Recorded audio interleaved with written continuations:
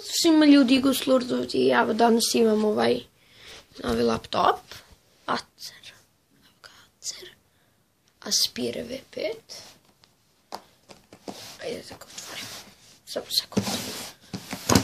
Ovdje se otvara, samo sekund. I evo konačno sam ga otvorio, znači evo ga. Ovdje je ovaj neki, evo ga, punjač.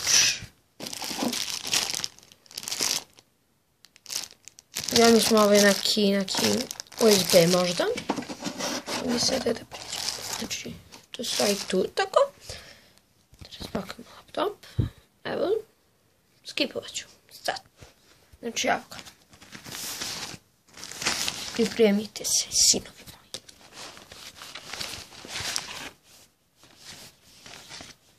Teško je ovako malo.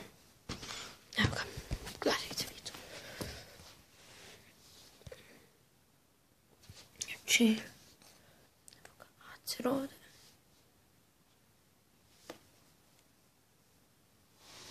Evo ga. Vidi se baš lepo.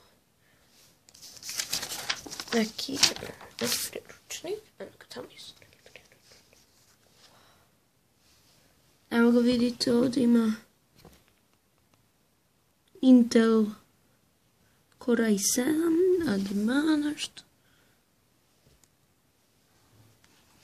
Verzija Windowsa je Windows 8. Znači, evo ga ovdje. Ima ovdje neku kameru koja se uopšte lepo ne vidi. Ali evo ga ovdje. Evo je. Super. Evo iza kako izgleda.